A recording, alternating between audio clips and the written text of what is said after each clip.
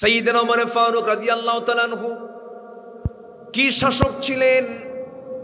মধুর বোতল প্রতিবেশী সহ মোট 5 জন এক বোতল মধু ভাগ করে নিতে হবে, রাষ্ট্রের মধু।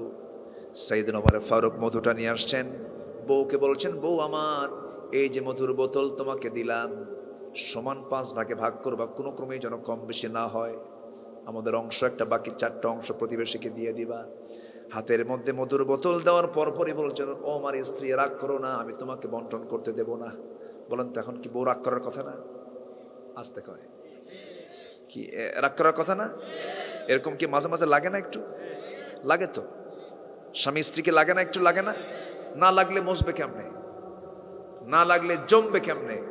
স্বামী স্ত্রী দ্বন্দ্ব একটু লাগতে হয়। আমার নবীর সঙ্গেও লাগছে। আম্মা জান আয়েশার মতো একজন দামি নারী, আমার নবীর স্ত্রী, একদিন খেপে গিয়ে বলছেন, হুজুর, ইয়া রাসূলুল্লাহ, আমি আপনার বিরুদ্ধে বিচার দেব, আপনি ভুল করছেন। স্ত্রী বলতেছে, রাসূল বলেন, বিচার ডাকবা? তো বিচারক কে? আমি ওমরে ফারুককে ডাক দেখি না, ওমরে ডাক দিয়ে না। ও সমস্যা, কি কথা বলছেন? তো কাকে ডাকবো? আব্বাকে ডাক দেন। বাপ তো, আব্বাকে ডাক দেন। আচ্ছা ঠিক আছে, তোমার আব্বাকে ডাকতেছে, কি বিচার করবা? কেন আব্বাকে আগে ডাক দেন। তো আব্বাকে ডাক দিছে। রাসূল বলছেন, আবু বকর, তোমার মেয়ে আমার বিরুদ্ধে বিচার ডাকছে, তুমি বিচারক। সাইয়েদনা আবু বকর সিদ্দিক ওই সময় এত খেপে গেছেন, চোখ লাল টকটকা হয়ে গেছে, আমি আজকে মেরেই ফেলব, নবীর বিরুদ্ধে তুই বিচার চাস? তো হাতের কাপড় গোছায়ার দৌড়ে দৌড়ে আসতেছে, আম্মা জান আয়েশাকে মারার জন্য তাড়ায় আসতেছে। আমার নবীজি 2 হাত আগায় দিয়ে বলতেছে, আবু বকর, তুমি তো বিচারক, তুমি কি মারতে আসছো? আগে বিচারটা করো। থামায় দিলেন। দেখেন মহব্বত আছে না নাই? আউযু বিল্লাহি মিনাশ শাইতানির রাজীম। বিসমিল্লাহির রাহমানির রাহিম।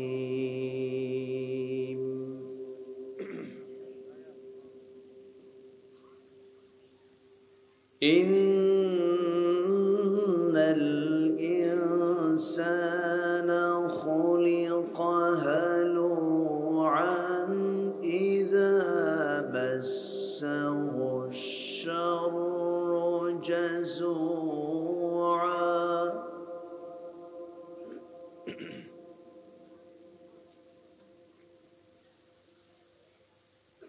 وَإِذَا مَسَّهُ الْخَيْرُ مَنُوعًا إِلَّا الْمُصَلِّينَ.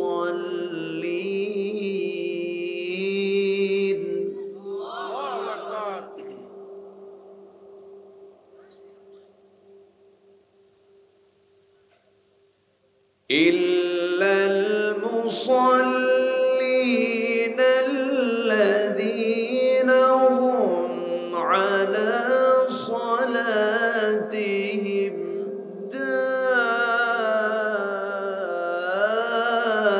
دائمون.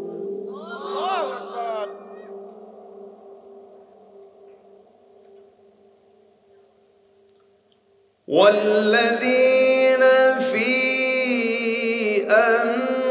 أموالهم حق معلوم للسائل والمحروم.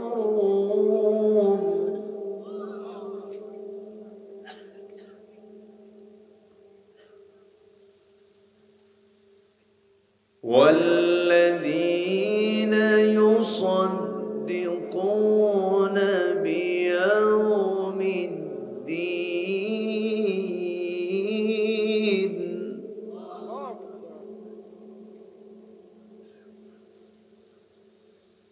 والذين هم من عذاب ربهم مشفقون.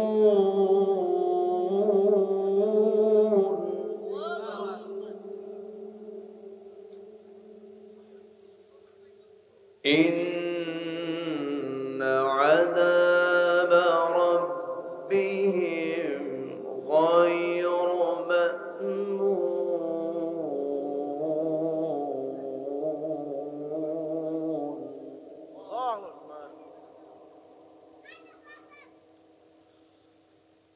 الله أكبر. بسم الله الرحمن الرحيم.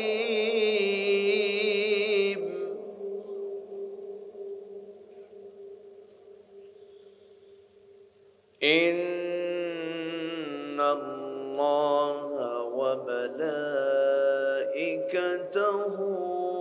يصلون على النبي.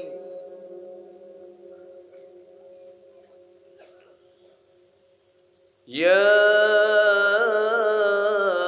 أيها الذين آمنوا صلوا عليه وسلموا تسليما.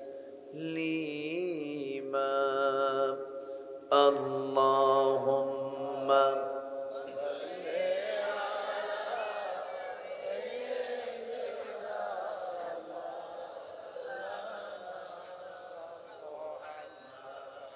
وعلى آله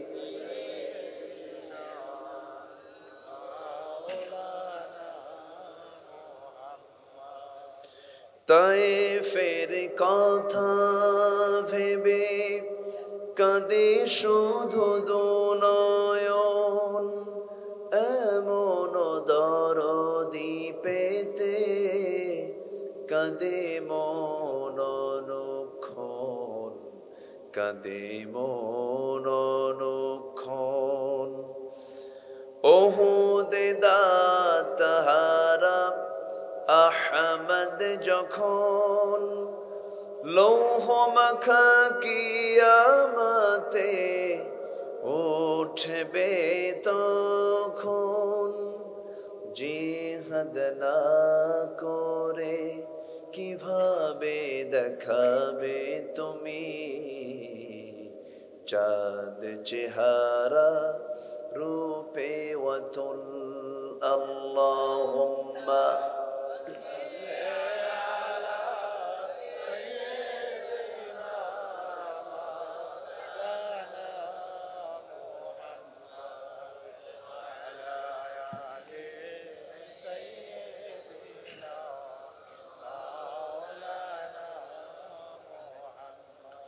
সবাই বলুন বালাগাল উলা বিকামালিহি কাশাফাত তুজা বিজামালিহি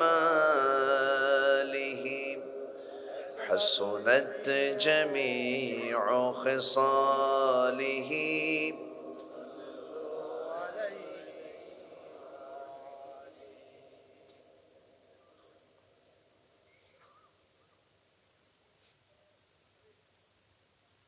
কুমিল্লা অঞ্চলের দেশের দক্ষিণাঞ্চল কুমিল্লা জেলার চান্দিনা উপজেলার জোরপুকুরিয়া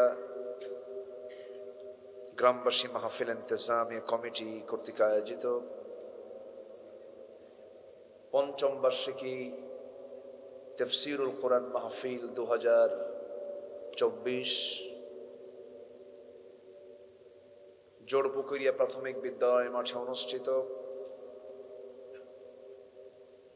2 ফেব্রুয়ারিতে আয়োজিত আজকের এই মহৎ আয়োজনের সম্মানিত সুযোগ্য সভাপতি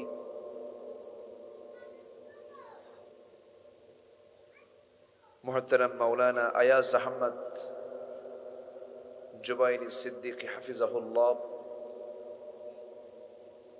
আজকের মাহফিলের বরেণ্য অতিথি মুহতারাম মাওলানা মুফতি মামুনুর রশিদ আজাদি,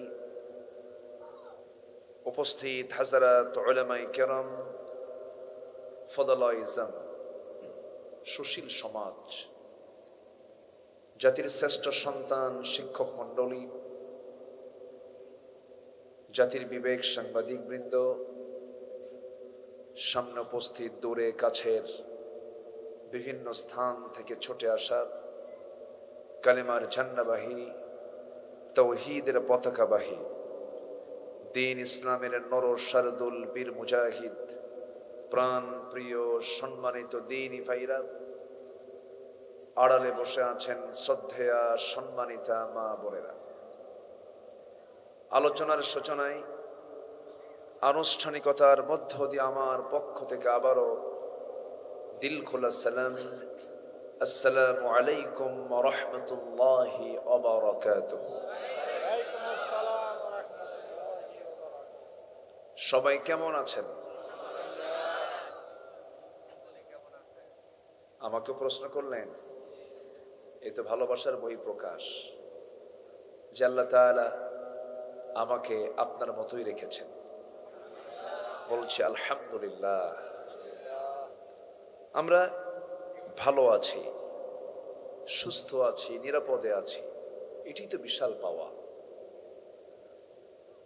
গোটা দুনিয়া আপনার নামে সব হয়ে গেছে, কিন্তু আপনার ক্যান্সার, কোনো লাভ আছে? সুস্থতার মতো শ্রেষ্ঠ নিয়ামত পৃথিবী তার দ্বিতীয়টা নাই। এত বড় নিয়ামতকে আমরা সাথে নিয়ে আসতে পেরেছি কোরআনের বাগানে। যিনি কবুল করলেন আমাকে আপনাকে, সেই মহান রবের শানে বলছি আলহামদুলিল্লাহ। সবাই বলছি আল্লাহুম্মা ইন্নী আসআলুকা আল হুদা ওয়াত তুকা ওয়াল আফাফা ওয়াল গিনা। সবাই বলি আল্লাহুম্মা লাকা আসলামতু ওয়া বিকা আমানতু ওয়া আলাইকা তাওয়াক্কালতু ওয়া ইলাইকা আনাবতু ওয়া বিকা খাসামতু। আমরা আল্লাহ তাআলার শুকর আদায় করে নিলাম। সম্মানিত হাজিরিন, আমি আমার অভ্যাস অনুযায়ী তেলাওয়াত দিয়ে শুরু করেছি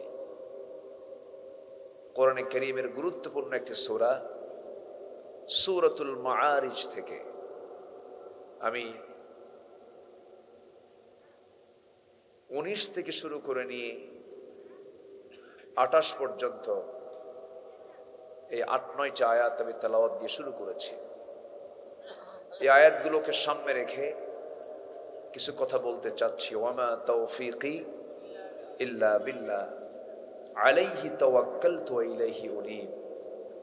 সেই মহান রবের প্রতি পূর্ণ ভরসা রেখে আসুন আমরা ধীরে ধীরে আলোচনার দিকে আস্তে আস্তে চলে যাই। সম্মানিত ভাই সব, আজকে যে কিতাবকে ঘিরে আজকের এই আয়োজন, যে কিতাবকে নিয়ে আজকের এই মাহফিল, সেই কিতাব দুনিয়ার না আসমানের? আসমান থেকে নাজিল করেছেন কে? কে নাজিল করেছেন? আল্লাহ। যিনি আসমান বানিয়েছেন তিনি কোরআন দিয়েছেন, এটা মাথায় রাখতে হবে। যিনি সূর্য বানিয়েছেন তিনি কোরআন দিয়েছেন। আল্লাহর সৃষ্টি কি দুর্বল? আকাশটা বিশাল আকাশ। আমরা একটা ছাদ বানাতে কত খুঁটি লাগাই, আর আমার আল্লাহর ছাদের কোনো খুঁটি বেগাইরে আমাদিন তারাউনাহা, খুঁটিবিহীন একটা ছাদ। আমরা আলোকিত করার জন্য কত লাইট লাগাই, তারপরে লোডশেডিং, তেল ফুরে যায়, কত কি হয়। আর গোটা দুনিয়াকে আলোকিত করার জন্য কয়টা লাইট? সূর্য কে দিয়েছেন? তাহলে কত আধুনিক আমার আল্লাহর সৃষ্টি। সুবহানাল্লাহ বলবেন না? তাহলে যে আল্লাহ সূর্য বানালেন, যে আল্লাহ আকাশ সৃষ্টি করলেন, সাবআতু আবহুর, 7 সমুদ্র যিনি বানালেন, আর এই বিশ্ব চরাচরের ভেতরে যারা শ্রেষ্ঠ জীব মানুষ, শ্রেষ্ঠ মাখলুক মানুষ। এই মানুষ চলাচলের জন্য, মানুষ তার জীবনটাকে সাজানোর জন্য সে আল্লাহ একটা বিধান দিয়েছেন। সেই বিধানটার নাম কি? কোরআন। আল্লাহ নির্দিষ্ট লক্ষ্যে আমাকে আপনাকে পাঠিয়েছেন। লক্ষ্যটাকে জানতে হবে। খাওয়া দাওয়া ফুর্তি করো, দুনিয়াটা মস্ত বড়, এগুলো কথা কি ইমানদারের না শয়তান থেকে আসছে? যা ইচ্ছা তাই কি করা যাবে? করা যাবে না। এখানে আল্লাহ তাআলা কিছু পদ্ধতি আমাকে আপনাকে দিয়েছেন, কিছু নিয়ম কানুন দিয়েছেন, আর সেই নিয়ম কানুনের সমষ্টি হলো কোরআন। আল্লাহ বান্দাকে যত নিয়ামত দিয়েছেন সবচেয়ে বড় নিয়ামত হলো কোরআন। এই কিতাব আছে বলেই তো আমি আল্লাহকে চিনছি, রসুলকে আমি চিনতে পারতেছি। তাছাড়া কি আমি আল্লাহকে চিনতাম, রসুলকে বুঝতাম, পরকালকে বুঝতাম?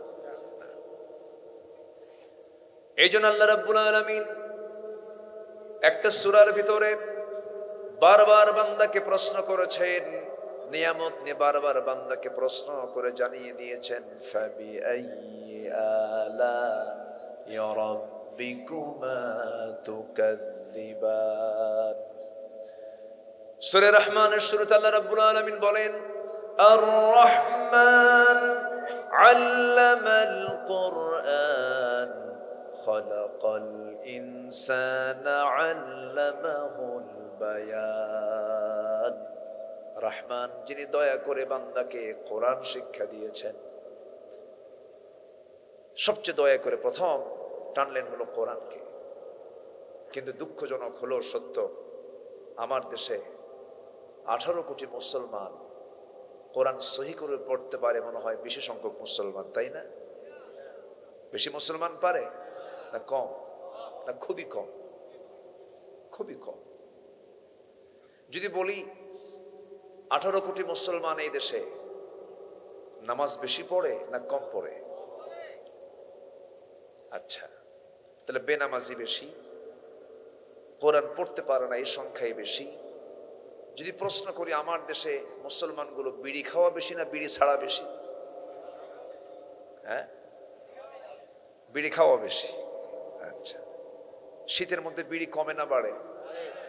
মানে একটু যেন শীত কম লাগে, খুব টানে, বিড়ি খায় বেশি, কোরআন পড়তে পারে না, নামাজ পড়ে না। যদি বলি আমার দেশের অধিকাংশ মুসলমানের মুখে দাড়ি বেশি না দাড়ি কম? বলেন বেশি না কম? কম, দাড়ি নাই। তাহলে মুসলমান দাড়িতে নাই, সূরাতেও কিন্তু নাই।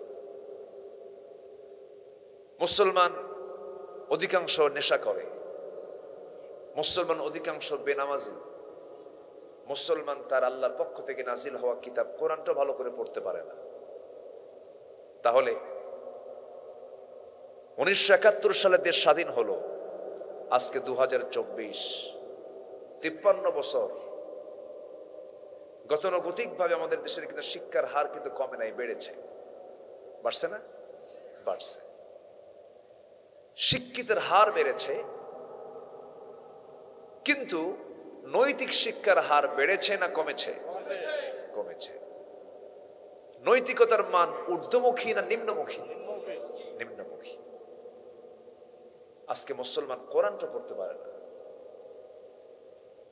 যে কোরআনটা না পড়লে পরে কোরআন তাকে উল্টা লানত দিচ্ছে, আবার কোরআনটা সহি করে না পড়তে পারলে তার নামাজও সহি হবে না।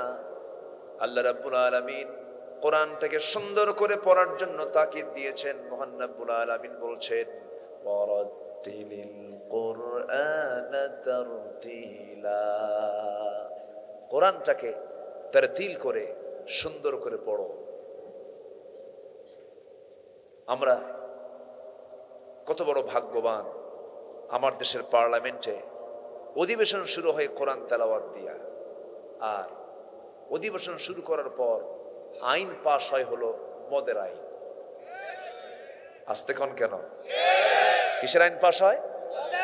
আর শুরু হয় কি তেলাওয়াত দিয়া?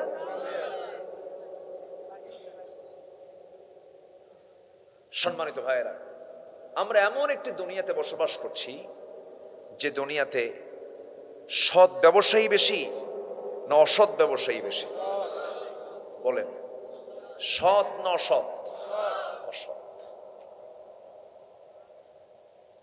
ব্যবসা বাণিজ্য এতটাই বরকতময়, ইসলাম করে দিয়েছে। রাসূল বলেছেন, একজন সৎ ব্যবসায়ী এবং আমি রাসূল জান্নাতের মধ্যে 2 নখের দূরত্ব অবস্থান করব।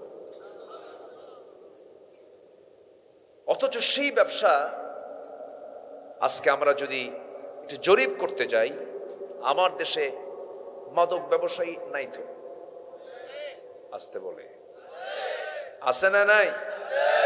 কুমিল্লা জেলায় কি মদের বোতল আছে? মদের দোকান নাই কোন জেলায়? বলেন, কোন জেলা কি বাদ আছে? তাহলে মাদক ব্যবসা, বিশ্বব্যাপী মাদক ব্যবসার মূল্য, বার্ষিক যে মূল্য গোটা পৃথিবীব্যাপী $300। আচ্ছা, মদ বিক্রির পরিমাণ হলো বছরে $1600 বিলিয়ন। গোটা পৃথিবী জুড়ে বলতেছে আমি।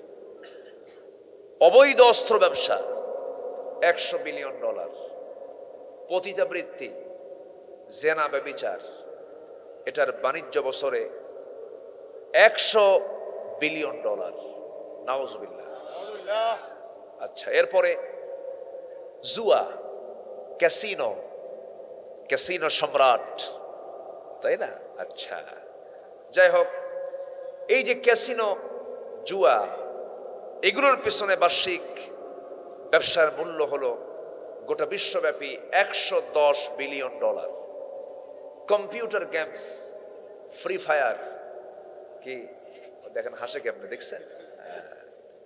ফ্রি ফায়ার, পাবজি, এই যে গেমসগুলো, এটাও কিন্তু অবৈধ।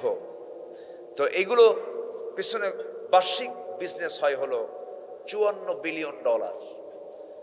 তাহলে মাদক, মদ, অস্ত্র, পতিতা, জুয়া, কম্পিউটার গেমস, এগুলোর বার্ষিক বাজার মূল্য হলো বছরে $2685 বিলিয়ন। যেরকম নাউজুবিল্লাহ। তাহলে এই ব্যবসা যারা করছে তারা কি ইসলাম চায়? আসতে বলে, তারা কি ইসলাম চায়? আর আমি আপনি চাই। তাহলে কি দ্বন্দ্ব লাগে? লাগার সম্ভাবনা আছে? লাগবে কিনা বলেন? অনেকে কয় জিহাদি তো নাই। আছে না এরকম বলার মতো লোক? আছে না? আচ্ছা, জিহাদ যদি না থাকে, বাইতুল আকসা কাদের অবরুদ্ধ করে রেখেছে? কারা? ইহুদিরা। তাহলে ইহুদিরা অবরুদ্ধ করে রাখলো, অথচ বাইতুল আকসা নির্মাণ করলেন পৃথিবীর সবচাইতে বড় সম্রাট, বাদশাহ, বাবাও বাদশাহ, ছেলেও বাদশাহ, সুলাইমান ইবনু দাউদ আলাইহিস সালাতু ওয়াস সালাম, যিনি এত জ্ঞানী ছিলেন, এটা পিঁপড়ার কথাও তিনি বুঝতে পারতেন।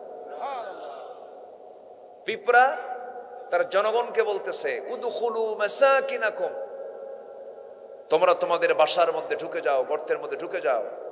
সুলাইমান তার বাহিনী নিয়ে আসতেছে, পদপিষ্ট হয়ে মরে যাবা। এই কথাটা আল্লাহর পয়গম্বরের কানে চলে গেছে। কত বড় জ্ঞানী! পৃথিবীতে এমন জ্ঞানী মানুষ আর দ্বিতীয় জন আসবে না। আসবে? আসবে না। সেই পয়গম্বরের দ্বারা নির্মিত বাইতুল আকসা তার অবরুদ্ধ করে রেখেছে। এটা কি এমনি এমনি আসবে? আসবে? সংগ্রামের দরকার আছে না নাই? এই দেশ কি এমনি স্বাধীন হয়েছে? কি করা লাগছে? যুদ্ধ। যুদ্ধ তো বাংলা। যুদ্ধ কি? বাংলা। লড়াই বাংলা, সংগ্রাম বাংলা, আরবি কি? কি কথা বলছেন নাই? তাহলে কোনো কিছু কি চেষ্টা ছাড়া হয়? জিহাদের ব্যাখ্যা দিতে গেলে এই শব্দের উপরে 3 ঘন্টা লাগবে। আমি ওইদিকে যাব না। To exert one utmost endeavor in promoting a cause, কোন উদ্দেশ্যকে সাধনের জন্য, কোন লক্ষ্যে পৌঁছার জন্য প্রাণান্তকর যে চেষ্টা, প্রাণান্তকর যে প্রচেষ্টা, এটার নাম হলো জিহাদ ফি সাবিলিল্লাহ। আল্লাহ তাআলা নামাজের কথা বলেছেন ৮০ বারেরও বেশি বার, যাকাতের কথা বলেছেন ২৭ থেকে ২৮ বার, জিহাদের কথা বলেছেন ৩০০ বারেরও বেশি বার। মুনাফিক নামাজ পড়ে, মুনাফিক রোজাও রাখে, কোরআন তেলাওয়াত করতে রক্ত ঝরানো লাগে না, কোরআন প্রতিষ্ঠা করতে রক্ত ঝরাতে হয় মুসলমান। কোরআন তেলাওয়াতে কি রক্ত ঝরানো লাগে? কোরআন তেলাওয়াত করে তো পুরস্কার নিয়ে আসে না? বিশ্ব পুরস্কার পাচ্ছে না? সম্মান আছে না নাই? কিন্তু কোরআন প্রতিষ্ঠা করতে গিয়ে কি সেই সম্মান আছে? ১৩ বছর পাখিকে খাঁচাই থেকে দুনিয়া থেকে বিদায় হতে হয়েছে। আবু হানিফার ৮ বছর বাদশাহ মনসুরের জুলুমের জেলখানায় তাকে থাকতে হয়েছে। ইমাম ইবনু তাইমিয়া দামেস্কের জেলখানায় কারারুদ্ধ। দামেস্কের জেল সুপার বলতেছে, হুজুর আমরা অসহায়, আমরা হুকুমের গোলাম, আল্লাহকে আমাদের ধরবেন? ইমাম ইবনু তাইমিয়া রাহিমাহুল্লাহ বললেন, তোমাদের মতো লোকরা থাকার কারণেই জালেমরা জুলুম করতে পারে। আমার কথা কি মন খারাপ করছেন আপনারা? আমরা কোন দিন কথা বলবো? আমরা কোন দিন বাতিলের সামনে আমরা মুখোমুখি হব? কোন দিন? এত চুপ থাকবো কেমনে? আল্লাহকে আমাকে এই জন্য বানাইছে না? আপনি বলেন তো, কোরআন আমাকে পাঠাইছো কেন? বলে দাও তো, কোরআন আমাকে বলো তো, আল্লাহ তাআলা আমাকে দুনিয়াতে কেন পাঠাইছেন? আল্লাহ তাআলা বলছেন, কুনতুম খায়রা উম্মাতিন উখরিজাত লিন-নাসি তা'মুরুনা বিল মা'রুফি ওয়া তানহাউনা 'আনিল মুনকার ওয়া তু'মিনুনা বিল্লাহ। তোমরা এই শ্রেষ্ঠ জাতি, মানুষের কল্যাণের জন্য তোমাদেরকে দুনিয়াতে পাঠানো হয়েছে। তোমরা কি করবে? সৎ কাজের আদেশ দেবে, অসৎ কাজের বাধা প্রদান করবে এবং ঈমান আনবে কার উপরে? আল্লাহ তাআলা ঈমানের কথা পরে বললেন, আগে বললেন সৎ কাজের আদেশ দাও, অসৎ কাজের বাধা দাও। অসৎ কাজের কি করো? বাধা দাও। রাসূলের দাওয়াত ছিল, আমি চুরি করব না, কাউকে চুরি করতে দেব না। তুমি যা করো করো, আমি দেখব না, খবর আছে। গজব যখন আসবে, আসাবাল আযাবু মান কানা ফীহিম, গজব যখন আসবে কাউকে বাদ দেবে না, সব সহ গজবে শেষ হয়ে যাবে। আজকে ৫৩ বছর স্বাধীনতার শিক্ষা মন্ত্রণালয় আছে, অথচ কোরআন শেখার মতো মুসলমান নাই। কোরআন পড়তে পারে না মুসলমান। বিসিএস ক্যাডার ওযুর ফরজ কয়টা জানে না? কয়টা? ১৪টা। বেশি কইছে কয়টা? মাত্র 10টা। কি কুলি করা নাকি ফরজ কর। এই হলো আমাদের মুসলমানদের শিক্ষার হাল। যদি এমনটা করা হতো, যে কোনো বিসিএস ভাইবা পরীক্ষা, যে কোনো পরীক্ষার হলে পরীক্ষা দেবে, কিন্তু ভাইবা বোর্ডে যদি সে মুসলিম পরিবারের হয়, তাকে প্রশ্ন করা হবে প্রথম, কোরআনে কারীমের যে কোনো একটা পৃষ্ঠা থেকে সহি করে তুমি এক পৃষ্ঠা তুমি কোরআন তেলাওয়াত করো। তাহলে দেখতেন এই ভাইবা কম্পালসারি যদি হয়ে যেত, এদেশের প্রত্যেকটা মহলে সবার মধ্যে কোরআনের কালচার চালু হয়ে যেত। তা কি আছে? নাই। মালয়েশিয়া গিয়েছিলাম আমি, এই যে সেপ্টেম্বরে প্রোগ্রাম ছিল। ওই দেশের ক্লাস 8 লেভেল থেকে শুরু করে নিয়ে বুড়া মানুষ পর্যন্ত যে কোনো মুসলমান, তারা নামাজ শুধু পড়তেই পারে না, পড়াতেও পারে। একটা কথা বলি, যে মুসলমান নামাজ পড়াতে পারে না, তার নিজের নামাজও হয় না। যে নামাজ পড়াতে পারবে তার নামাজ হবে। নামাজ পড়ানোর যোগ্যতা প্রত্যেক মুসল্লির থাকার দরকার আছে না নাই? তা তো নাই। আজকে আমরা শিক্ষা মন্ত্রণালয় রেখে দিয়েছি, যুব মন্ত্রণালয় রেখে দিয়েছি, যুবকদেরকে ট্রেনিং করে তাদেরকে ভালো বানাবে, কিন্তু যুবকদের হাতে হাতে আজকে ইয়াবা তুলে দেওয়া হচ্ছে, নেশাগুলো তুলে দেওয়া হচ্ছে। যুবকরা আজকে ধ্বংসের দ্বার প্রান্তে পৌঁছে গেছে। কেন হচ্ছে? কি জন্য হচ্ছে? আমরা এমন দেশের নাগরিক যার চতুর্পাশে এমন কিছু আমাদের ভাইরা আছে যাদের সংস্কৃতির সাথে, যাদের চিন্তা চেতনার সাথে, যাদের সকল কিছুর সাথে আমাদের কোনো মিল নাই। কারণ আমার বন্ধুগণ, আমার ভাইয়েরা, আমরা মুসলমান, আমরা ইসলামী সংস্কৃতিকে লালন করি, আর প্রতিবেশী ভাইয়েরা ইসলামী সংস্কৃতি লালন করেন না, হিন্দুয়ানি সংস্কৃতি লালন করেন। হিন্দুয়ানি শনিবারে বাকি দেওয়া যাবে না নাকি? বাঁশ কাটা যাবে না, সকালবেলা বাকি দেওয়া যাবে না, বৃষ্টির দিন বিয়া হওয়া যাবে না। আছে না? এগুলো আছে না? আছে কিনা বলেন? আছে। বিভিন্ন অপসংস্কৃতির আগ্রাসনে আমরা জর্জরিত। আমার বন্ধুগণ, একটু মনোযোগ দেন, কান লাগান। এই দুনিয়াতে আমি আসছি, আমি চলে যাব, আপনিও চলে যাবেন, কিন্তু আল্লাহ তাআলা বলছেন, বান্দারে আমার কাছে তুই ফিরে আসবি, কিন্তু দৌলতটা নিয়ে আয়। সেটা হলো ইমানের দৌলতটা আমার কাছে নিয়ে আয়। ভালো করে ইমান এনে সত্যিকারের মুসলমান হয়ে আমার কাছে চলে আয়। নচেত ওয়ালা তামুতুন্না ইল্লা ওয়া আনতুম মুসলিমুন, মুসলমান না হয়ে মরো না, মৃত্যুবরণ করো না।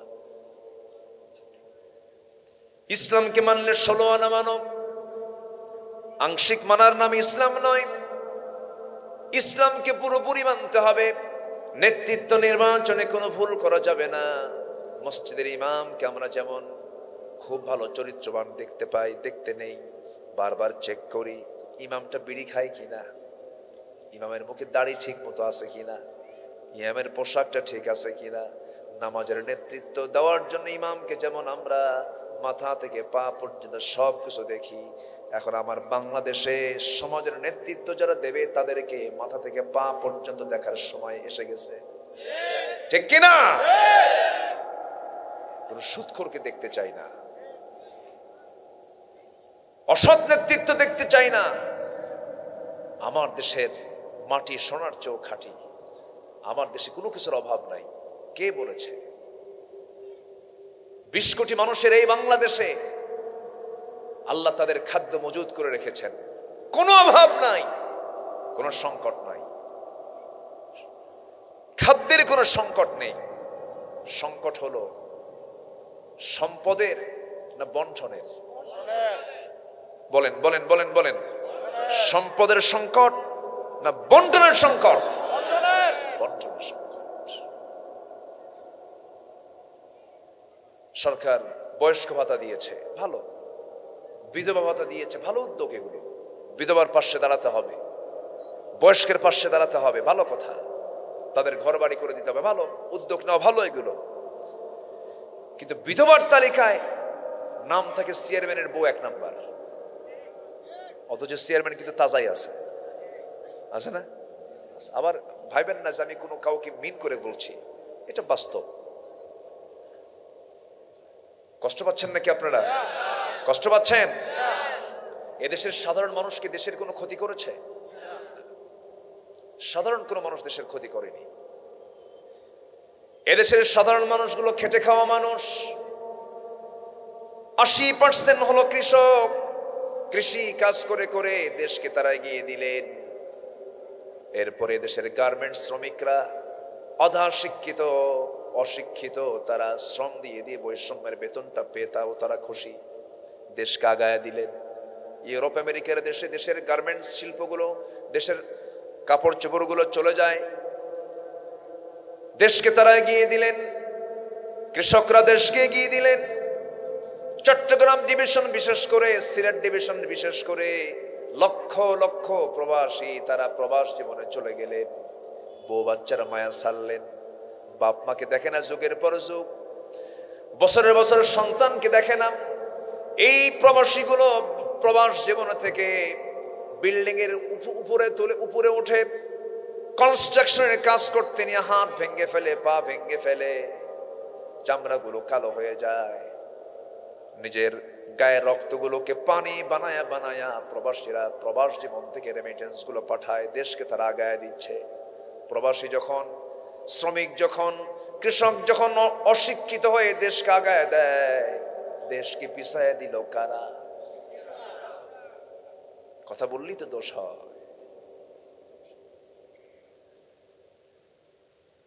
যারা দেশের টাকা বাইরে পাচার করে তারা কিসের দেশপ্রেমিক? তারা কিসের দেশপ্রেমিক? তারা আমার বন্ধুগণ, তবে এই কথা সত্য, হারামের কোনো আরাম নাই, হারামের কোনো আরাম নাই। কোন অবৈধ জিনিস টিকে না, অবৈধ জিনিস টিকে না। আল্লাহ তুমি সবাইকে বোঝার তৌফিক দাও, জোরে বলি আমিন, আরো জোরে আমিন। শোনো, আমি চারটা কথা বলি, একটু মনোযোগ দিয়ে শুনবেন। নাম্বার 1, আমাদের রবকে। নাম্বার 2, আমাদের নেতা হচ্ছেন মুহাম্মদ সাল্লাল্লাহু আলাইহি ওয়াসাল্লাম। আমাদের দলের নাম হলো ইসলাম, আমাদের দ্বীন কি বলেন? ইসলাম। আর আমাদের সংবিধান হলো কোরআন। সংবিধান কি বলেন? কোরআন। তাহলে আমার রব আল্লাহ, আমার নেতা রাসূল, আমি হলাম রাসূলের সৈনিক। নাম্বার 3 হচ্ছে আমার দল হলো ইসলাম আর আমার সংবিধান হলো কোরআন। এই 4 কথার ভিতরে যদি কেউ কোনো কথা বলতে আসে, জিহ্বা টেনে ছিড়ব, গলা চিপে ধরবো আমরা। ওই সমস্ত নেতৃত্বের মুখে আমরা জুতা মারি, থুতু মারি। রাজি আছেন কারা কারা? হাত উঁচু করে দাও। শরিয়া বোর্ড আছে, শরিয়া বোর্ড আছে না নাই? আছে। এবং বাংলাদেশ ব্যাংক থেকে, বাংলাদেশ ব্যাংকের কাছে এই ইসলামী ব্যাংকগুলো যেগুলো শরিয়া বোর্ড লিগালি আছে, এরা একটা নির্দিষ্ট ফিক্সড একটা ফান্ড, ধরুন 200 কোটি, 500 কোটি, 2000 কোটি টাকা ব্যাংকে দিয়ে রেখেছে। কিন্তু বাংলাদেশ ব্যাংক থেকে তারা এর 1 পয়সাও লভ্যাংশ নেয় না। কেন? বাংলাদেশ ব্যাংকের নির্দিষ্ট শরিয়া কোনো বোর্ড নাই। কেন? তাছাড়া অবৈধ হয়ে যাবে, শরিয়া বোর্ড থাকবে না, নষ্ট হয়ে যাবে। তারা চেষ্টা করছে, আপনি চেষ্টা করবেন না? আপনাকে চেষ্টা করতে হবে, বাঁচার চেষ্টা করার দরকার আছে না নাই? আছে। সম্মানিত ভাইয়েরা, একটা মাছ আছে যে মাছটা কাদায় বসবাস করে কিন্তু গায়ে কোনো কাদা লাগে না। কি মাছ? আচ্ছা, বাই মাছের ছোট ভাইয়ের নাম কি?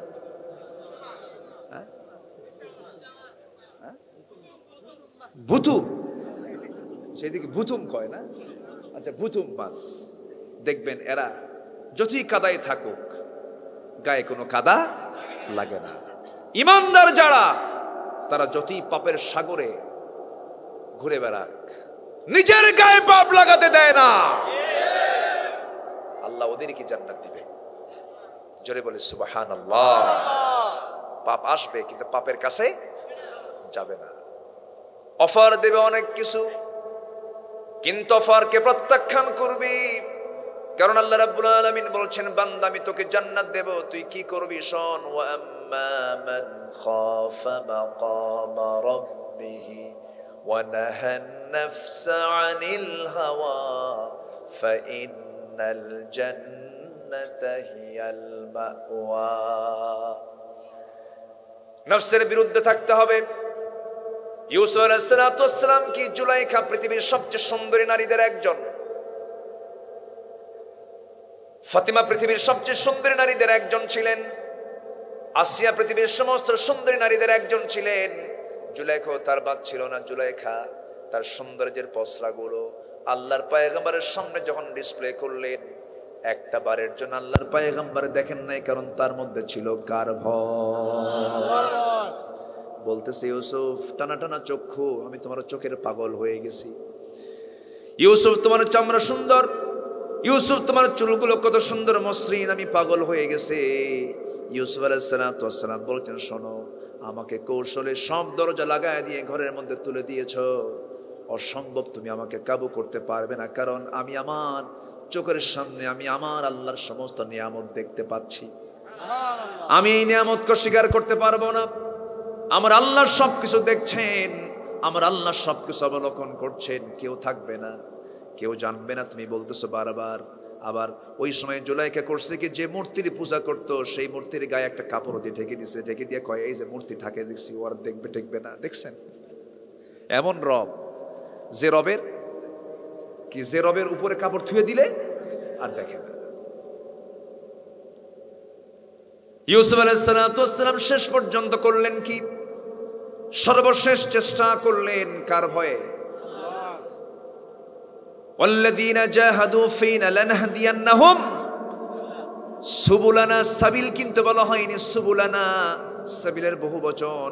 যে ব্যক্তি আল্লাহর পথে আসতে চায়, যে ব্যক্তি আল্লাহর পথে চেষ্টা করে আল্লাহর পথে আসার জন্য, আল্লাহ তার জন্য এক পথ নন হাজারো পথ তার জন্য খুলে দেয়। যত দরজা লাগাইছে চোখ বন্ধ করে দরজার দিকে দৌড় মেরেছেন। রাজদরবারের শক্ত শক্ত তালা, রাজদরবারের তালা কি দুর্বল? শক্ত শক্ত তালা। সমস্ত তালাগুলো সব লকগুলো লক খুলে গেল, পটপট করে খুলে গেল। বাইরে চলে গেলেন, বাইরে বের হয়ে গেলেন। আল্লাহ তাকে হেফাজত করলেন, কারণ বান্দা চেষ্টা করবে, সাহায্য করবেন কে? আসতে বলবেন না, কে সাহায্য করবেন? তোমার সামনে বহু অফার আসবে, নেতৃত্বের জন্য অফার আসবে। তো এই দলটা কর, তোকে এই চেয়ার দেওয়া হবে, আসবেন। এটা একটা লোভ না? লোভ। নেতৃত্বের লোভ তোমার কাছে দেবে, অর্থের লোভ দেবে, নারীর লোভ দেবে। যে নেতাগুলো তোমাকে নামাজের কথা বলে না, যে নেতাগুলো তোমাকে পরকালের কথা শেখায় না, যে নেতাগুলো তোমাকে দিনের কথা শেখায় না, যে নেতা তোমার হাতে মদের বোতল তুলে দেয়, ইয়াবার ট্যাবলেট তুলে দেয়, নারী তুলে দেয়, ওই সমস্ত নেতৃত্বের মুখে আমরা জুতা মারি। ওরা তোমার আখিরাতকে নষ্ট করে দেবে, ওইদিকে যাওয়া যাবে না। আজকে চিন্তা করেন, 5000 বছর আগের যে ঘৃণ্য ইতিহাস ছিল, সেই ইতিহাস আজকে পুনরাবৃত্তি করার জন্য বিভিন্ন ছলেবলে কৌশলে আমার দেশের কিছু সমকামী নেতা বের হইছে। সমকামী কিছু নেতা বের হইছে। এরা সমকামী, হোমোসেক্স, সেম সেক্সকে প্রমোট করার জন্য তারা চেষ্টা করছে। অথচ এটা সম্পূর্ণ বিকৃত রুচি, বিকৃত মানসিকতার বহিঃপ্রকাশ, যা কুত্তার মধ্যেও নাই। কোন কুকুরের মধ্যে কি এগুলো আছে? কোন কুকুর কি কুকুরের গায়ে চড়ে? কোন শুকর কি শুকুরের গায়ে চড়ে? যা শুকুর কুকুরের ভিতরে নাই। আজকে পুরুষ পুরুষকে বিয়ে করবে, নারী নারীকে বিয়ে করবে। শরীফা নাকি শরীফ শরীফা হবে, হাবিব হাবিবা হবে, করিম করিমা হবে। এগুলো কি? সম্মানিত ভাইয়েরা, ট্রান্সজেন্ডার এটা ভয়ঙ্কর একটা রূপ। যারা বিকৃত, যারা নারী থেকে পুরুষ হতে চায়, পুরুষ থেকে নারীর স্বরূপ ধারণ করতে চায়, রাসূল তাদেরকে লানত করেছেন। আল্লাহ লানত তাদের উপরে। আজকে এগুলোকে প্রমোট করার জন্য আমার দেশে চেষ্টা করা হচ্ছে। সিলেবাসের মধ্যে পর্যন্ত ঢুকায় দেওয়া হয়েছে। ক্লাস 10-এর সামাজিক বিজ্ঞান বইয়ের ভিতরে, ক্লাস 10-এর সামাজিক বিজ্ঞান বইয়ের ভিতরে ফিলিস্তিনের মানচিত্র না দেখায় ইসরায়েলের মানচিত্র দেখানো হলো কেন? ফিলিস্তিন অবৈধ না ইসরায়েল অবৈধ? অবৈধ কোনটা? অবৈধ মানচিত্র আমার দেশের শিক্ষা ব্যবস্থার মধ্যে ঢুকানো হয়েছে। বন্ধু আমাদের কারা? ইসরায়েল না ফিলিস্তিন? কারা বন্ধু আমাদের? ফিলিস্তিন। কিন্তু ফিলিস্তিনের জঙ্গি বলে। ফিলিস্তিনে কি বলে? জঙ্গি। মুসলমান কিছু কইলে জঙ্গি। সম্মানিত ভাইয়েরা, আমাদের সজাগ থাকতে হবে, আমাদের সতর্ক থাকতে হবে। আমাদের কি, আমরা মুসলমান, আমাদের দায়িত্বশীল হতে হবে। প্রত্যেকটি অন্যায়ের বিরুদ্ধে অবশ্যই আপোষহীন হওয়ার দরকার আছে না নাই? মোকাবেলা করে সামনে দাঁড়াতে হবে। ফাকিম ওয়াজহাকা লিদ্দীনি হানিফা। তুমি তোমার চেহারাকে আল্লাহর সামনে আল্লাহর অভিমুখী করে দাঁড়িয়ে যাও, বসে থাকার কোনো সুযোগ। কুম ফানজির ওয়া রাব্বাকা ফাকাব্বির ওয়া সিয়াবাকা ফাতাহহির। আল্লাহু আকবার। সম্মানিত ভাইয়েরা, আজকে সমকামিতার ব্যাপারে, যেটা 5000 বছর আগে কওমে লূতের সময় এই সমকামিতার ব্যাপক বিস্তৃত হয়েছিল, আল্লাহ তাআলা শেষ পর্যন্ত লূত আলাইহিস সালাতু ওয়াস সালামকে বললেন, তুমি সরে যাও, আজ সকাল হতে হতেই এদের উপরে গজব নাজিল হবে। এরা সমকামী ছিল। আজকেও সেই চিত্র এখনো আছে। আল্লাহ তাআলা ফি আদনাল আরদ, গোটা পৃথিবীর সবচাইতে নিম্নাঞ্চল এলাকা জর্দানের ডেড সি এলাকা। এটা ডেড সি এলাকা হলো কেন? মৃত সাগর কেন হলো, কেন নিম্নাঞ্চল হলো গোটা পৃথিবী থেকে? এর কারণ হলো ওই জাতিকে আল্লাহ তাআলা সেই সময় 5000 বছর আগে এদেরকে সোজা আসমানের উপরে তুলে এমন এক ঠেকনা মেরেছেন, গেড়ে দিয়ে দুনিয়া থেকে নাস্তানাবুদ করে দিয়েছেন। কেন? সমকামিতা। অথচ সেই সমকামিতার ব্যাপারে কিছু ভালো দিকও বলেছেন অনেক ওই অন্য ধর্মের মানুষও। যেরকম ইংল্যান্ডের একজন প্রধানমন্ত্রী ঋষি সুনাক, ভারতীয় বংশোদ্ভূত, তিনি বলেছেন a man is a man, A women is a women, that's just a common sense. একটা পুরুষ একটা পুরুষ, একটা নারী একটা নারী, এটা বোঝার জন্য বুদ্ধিজীবী হওয়া লাগে না, এটা কমন সেন্সই যথেষ্ট। ঠিক কিনা? আসতে বলবেন না, জোরে বলেন ঠিক কিনা? আমরা এইসব বিষয়ে আমরা সতর্ক থাকবো। জোরে বলি ইনশাআল্লাহ, জোরে বলি ইনশাআল্লাহ। নামাজ পড়ব কয় ওয়াক্ত? আল্লাহ তাআলা বলছেন তবে হ্যাঁ 9টা কাজ যাদের মধ্যে থাকবে আমি ওদেরকে সম্মানজনক জান্নাত দেব। জোরে বলি সুবহানাল্লাহ। তারা জান্নাতে সম্মানিত হয়ে যাবে, জান্নাতে আমি তাদেরকে ঢুকায় দেব। এর মধ্যে 1 নম্বর গুণ হলো নামাজ। নামাজ তো পড়তেই হবে। আজান হওয়ার সঙ্গে সঙ্গে যার দিলটা ছটফট করে না মসজিদে যাওয়ার জন্য, সেই দিলটা এখনো পরিপূর্ণ ইমানদার হয় নাই। আজান শোনার সঙ্গে সঙ্গে ছুটে চলবো কোথায় বলেন? নামাজের দিকে, মসজিদের দিকে। নামাজটা পড়বো, মনোযোগ দিয়ে নামাজটা পড়তে হবে, মনোযোগী হয়ে নামাজটা পড়তে হবে, খুশুর সঙ্গে নামাজটা পড়তে হবে, নামাজের ব্যাপারে যত্নবান হতে হবে। যার জীবনের নামাজটা যত সুন্দর হবে তার ইমানটা তত সুন্দর হয়ে যাবে। নামাজকে আমরা সুন্দর করব, জোরে বলি ইনশাআল্লাহ। নামাজ যখন পড়বো মনে করবো আমার সামনে কে দাঁড়ায় আছেন। আসতে বলবেন না, কে দাঁড়ায় আছেন? আল্লাহ দাঁড়ায় আছেন। নামাজের ব্যাপারে সাহাবায়ে কেরাম কতটুকু যত্নশীল ছিলেন, কি মনোযোগ তারা দিয়েছেন নামাজের ভেতরে। নামাজে যখন দাঁড়ায় গেছেন, জাতুর রিকা এক যুদ্ধের ময়দানে আমার নবীজি রাতের বেলা বিশ্রাম নিচ্ছেন তাঁবুর ভিতরে। রাসূল বললেন সাহাবীরা পাহাড়ে দাঁড়িয়ে যাও, রাত্রে বেলা শত্রু আক্রমণ করতে পারে। আমার নবীজির 10 বছরে 27টি যুদ্ধের নেতৃত্ব দিতে হয়েছে, 86টি যুদ্ধ পরিচালনা করতে হয়েছে। এখন বলুন আমার নবী ঘোড়ার পিঠে কম চড়েছেন না বেশি চড়েছেন? বলেন, কম চড়ছেন না বেশি চড়ছেন? বেশি চড়ছেন। আমার নবীজি আরাম ফরমাচ্ছিলেন, এমন সময় দুজন সাহাবীকে দায়িত্ব দিলেন, আব্বাদ এবং আম্মার রাদিয়াল্লাহু আনহুমা। এই 2 সাহাবী দায়িত্বরত ছিলেন। আব্বাদ বলছেন ভাই আমার কেমন যেন মনে হয়, আম্মার বলছেন ভাই আমার কেমন যেন মনে হচ্ছে, আমি একটু ঘুমাই, তুমি পাহাড়া দাও। সাইয়েদনা আব্বাদকে দায়িত্ব দিয়ে আম্মার ঘুমিয়ে পড়লেন। আব্বাদ রাদিয়াল্লাহু আনহু মনে মনে চিন্তা করলেন খামাখা দাঁড়ায় থেকে লাভ কি, তাহাজ্জুদের সময় হয়ে গেছে, নামাজে দাঁড়ায়া যায়। ওযু বানালেন, নামাজে দাঁড়ালেন। নামাজ যখন শুরু করেছেন, প্রথম রাকাত পড়তেছেন, এমন সময় শত্রু দূর থেকে মার্ক করে ফেলেছে, কি যেন দাঁড়ায় আছে। একটা তীর সোজা মেরে দিয়েছে, তার দিকে লক্ষ্য করে সোজা ডান পায়ে লেগেছে, ফিঙ্কি দিয়ে রক্ত পড়া শুরু হয়ে গেছে। কিন্তু আব্বাদ নামাজ ছাড়ে না। রুকুতে চলে গেছেন, সেজদায় চলে গেছেন, সেজদা থেকে উঠে দাঁড়ালেন, আরেকটা তীর এসে বাম পায়ে লাগলো, নামাজ ছাড়ে না। কিন্তু ফিঙ্কি দিয়ে রক্তগুলো ঘুমন্ত সাহাবী আম্মারের গায়ের উপরে পড়েছে। আম্মার ঘুম থেকে জায়গা পেয়ে গেছেন, জায়গা পেয়ে বলছেন, ওরে আব্বাদ, শত্রু তোমাকে অ্যাটাক করে ফেলেছে, তুমি এখানে কি করো? নামাজটা ছেড়ে দাও। তবুও তিনি নামাজ ছাড়লেন না।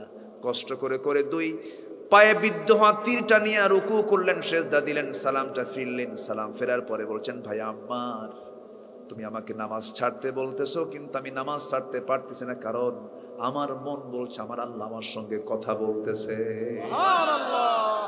আমি নামাজ কেমনে ছাড়বো রে ভাই? আমার মনে হচ্ছিল নামাজের মধ্যে আমি যে মজাটা পাচ্ছিলাম, যেন আমার মনে হচ্ছিল যেন ওই শত্রুপক্ষের 2টা তীর 2টা পায়ে লেগেছে, আর একটা তীরে যদি আমার বক্ষে যদি ভেদ করে দিত, আমি দুনিয়া থেকে ফিঙ্কি দিয়ে রক্ত বের হয়ে যেত, আমি শহীদ হয়ে আমি আল্লাহর জান্নাতে চলে যেতাম। নামাজের মধ্যে এমন মজা তারা পেয়েছে। আমার বন্ধুগণ, নামাজকে আমরা সুন্দর করব, পরিবারকে নামাজ দিয়ে সাজিয়ে ফেলব। মসজিদে জামাত পাই নাই, বাড়িতে জামাত শুরু করে দেব, নিজে ইমাম হয়ে যাব, পিছনে বউ দাঁড়াবে, ছেলের সন্তানগুলো পাশে দাঁড়াবে, মেয়ের সন্তানরা বউয়ের সঙ্গে দাঁড়াবে। নামাজের পরিবেশ বাড়িতে আনবো। মসজিদ শুধু সেজদার জায়গা নয়, বাড়িও সেজদার জায়গা, কারণ এই উম্মতের জন্য প্রত্যেকটা জমিনই হলো সেজদার জায়গা। রাসূলুল্লাহ সাল্লাল্লাহু আলাইহি ওয়াসাল্লাম মাঝে মাঝে ফরজ নামাজটা মসজিদে পড়তেন, বাকি নামাজগুলো ঘরে পড়তেন। ঘরের মধ্যে নামাজের পরিবেশ আনতে হবে। বউকে ডাক দিয়ে বলতে হবে, বউ আমার, এই দুনিয়াতে একই ছাদের নিচে যেমন তোমার সঙ্গে সময়টা কাটায়া দিলাম, জান্নাতে আমরা একসঙ্গে সময় কাটাবো। তুমি যদি নামাজ না পড়ো জান্নাতে আমরা কেমনে থাকবো? জান্নাত তো আমরা একসঙ্গে থাকতে পারবো না। মেয়ের সন্তান ছেলে সন্তানগুলোকে ডাক দিয়ে বলবো, মা রে, পর্দা তোদের জন্য ফরজ, পর্দা লঙ্ঘন করলে পরে জাহান্নাম যেতে হবে। দুনিয়াতে যেমন একসঙ্গে আমরা একসঙ্গে বসবাস করেছি, জান্নাতের মধ্যে আমরা একসঙ্গে বসবাস করব, পর্দা কর। ছেলেদেরকে বলবো, বাজান নামাজটা পড়, দিনটা মেনে চল, জান্নাতের মধ্যে একসঙ্গে থাকবো। এমন করে আমরা পরিবারকে সাজাবো, যে পরিবার নামাজ দিয়ে সাজানো হয় সেই পরিবার হলো পৃথিবীর শ্রেষ্ঠ পরিবার। ঠিক কিনা? ঠিক কিনা? নামাজ দিয়ে আমরা সাজাবো। আমার ভাইয়েরা, নাম্বার 2, সময় তো অল্প, অনেক টাইম চলে যাচ্ছে। 9টা পয়েন্ট নিয়ে আমি আজকে কথা বলি, শেষের দিকে যাব। নাম্বার 2 হলো আল্লাহ রাব্বুল আলামিন সুন্দর করে বলছেন, ওয়াল্লাযীনা ফি আমওয়ালিহিম হাক্কুম মা'লুমুন লিস-সাইলি ওয়াল মাহরুম। যারা সাইলদের হক আদায় করে, অর্থাৎ এখানে যাকাতের কথা আসছে। যাকাত ভিত্তিক জীবন যাপন যারা করবে, যাকাত যারা ঠিক মতো আদায় করবে, যেখানে নামাজের ওয়াজ সেখানে কিসের ওয়াজ? আল্লাহর। বলেন কিসের ওয়াজ? নামাজ আছে যেখানে, যাকাত আছে সেখানে। নামাজ হলো আল্লাহর হক, যাকাত হলো বান্দার হক। আল্লাহ আল্লাহর হকের সঙ্গে বান্দার হকটা জুড়াইয়া দিয়েছেন। নামাজ পড়বেন, যাকাত দেবেন না, নট অ্যালাউ। যাকাত দিবেন না, নামাজ পড়বেন, নট অ্যালাউ। যাকাতও দিতে হবে, নামাজও পড়তে হবে। যাকাত তো তারাই দেবে না যারা সুদ খায়। ঠিক আছে নাকি না? বলেন ঠিক ঠিক না? সুদের বিপরীত কি? যাকাত। যাকাতের বিপরীত কি? সুদ।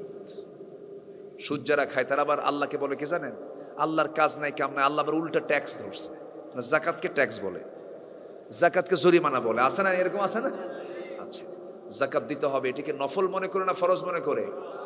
যার কাছে একটা আইফোন আছে, যার কাছে একটা আইফোন, অর্থাৎ কারো কাছে যদি নিসাব পরিমাণ সম্পদ, 52 তোলা রৌপ্যের পরিমাণ, এমন জাতীয় টাকা বা সম্পদ যদি কারো কাছে থাকে অস্থাবর,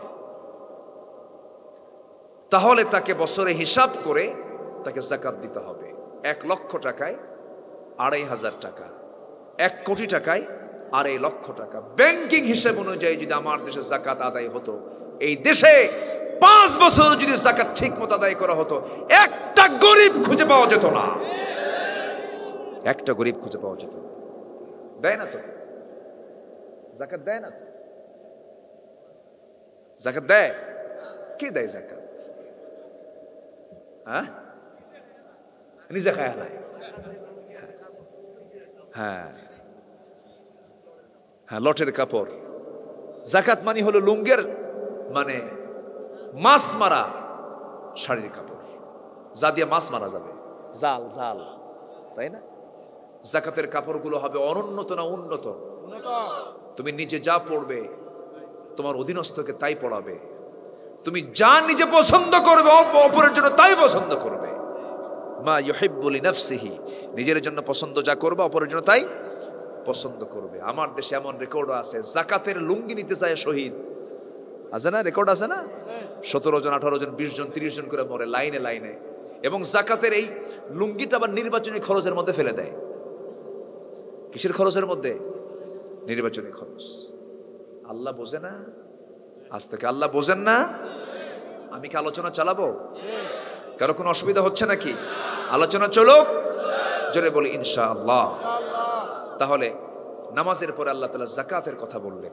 আমরা যাকাতটার মাসলা মাসাইলগুলো আরো ব্যাপক বিস্তৃতভাবে শিখে নেব। কারণ জান্নাত পেতে হলে মেহনতের দরকার আছে না নাই? আসতে বলবেন না, আছে না নাই?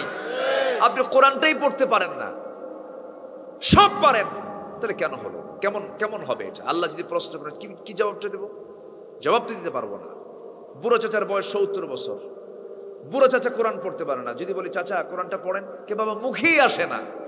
যদি বলি চাচা চান্দিনা পৌরসভার মোড়ে মডেল মসজিদের সাথে আপনার 4 কাঠা জায়গা আছে, এটার দাগ নাম্বার কত? কে 93।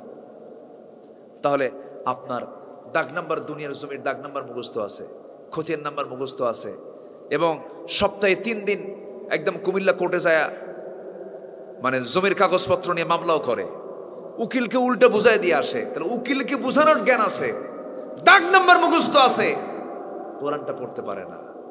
আছে না? জান্নাতের দাগ নাম্বার নাই? আজ থেকে জান্নাতের দাগ নাম্বার আছে না নাই? কোন কিতাবে পাওয়া যাবে?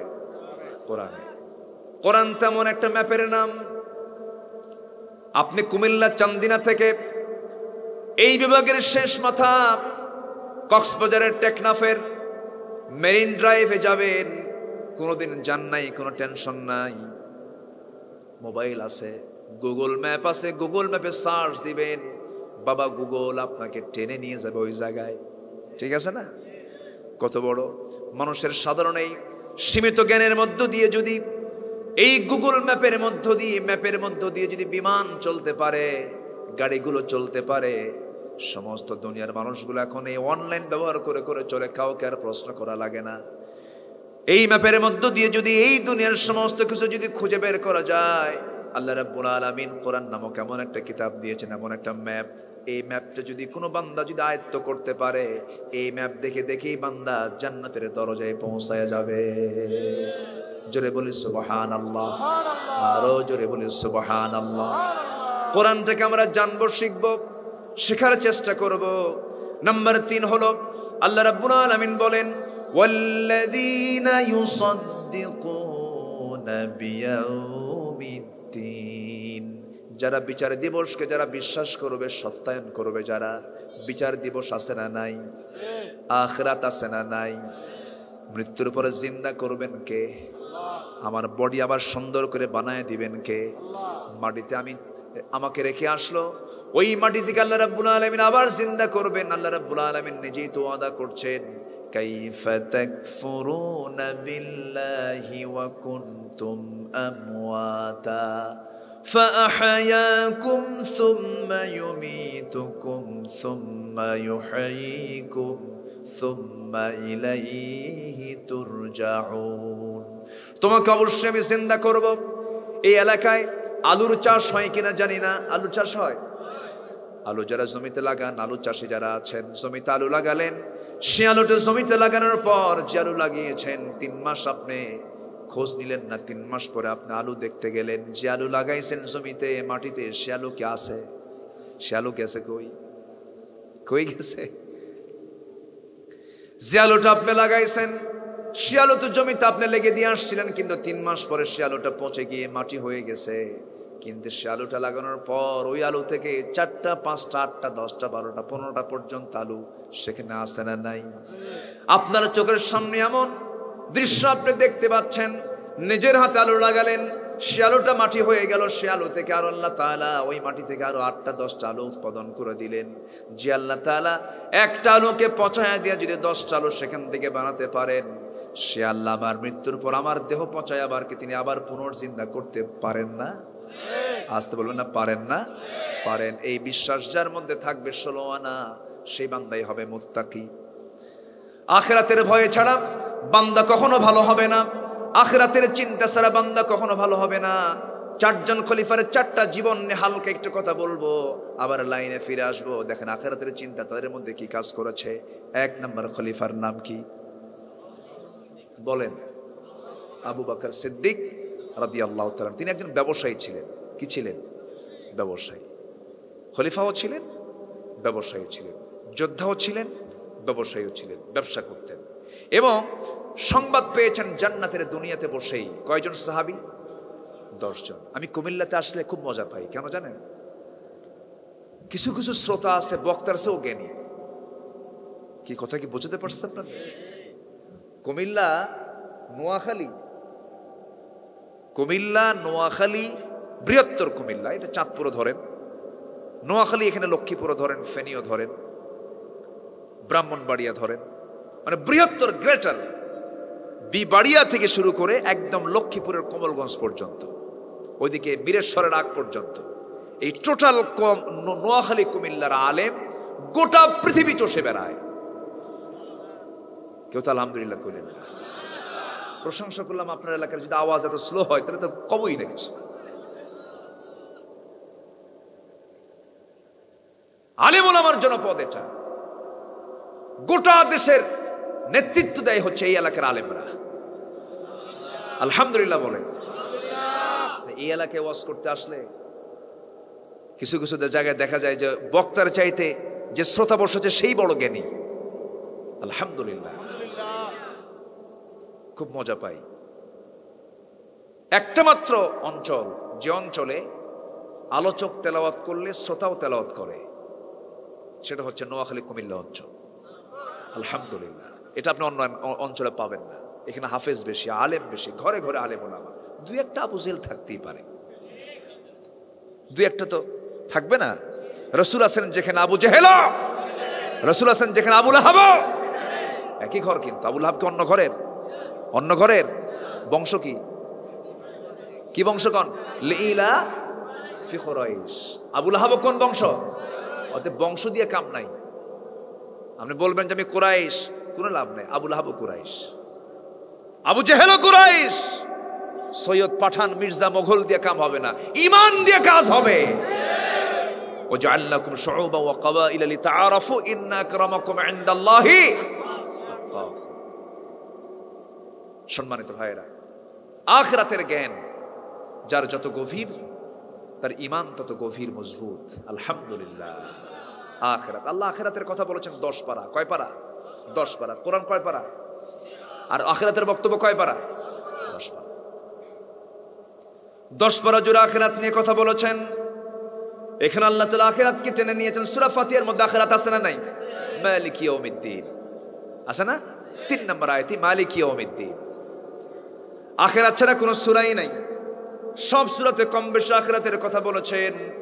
আল্লাহ রাব্বুল আলামিন এখানে বলেছেন নাম্বার 3 হলো ওই সমস্ত মুসল্লিগুলো যারা আখিরাতকে বিশ্বাস করে, ওই সমস্ত বান্দাগুলো যারা আখিরাতকে বিশ্বাস করে।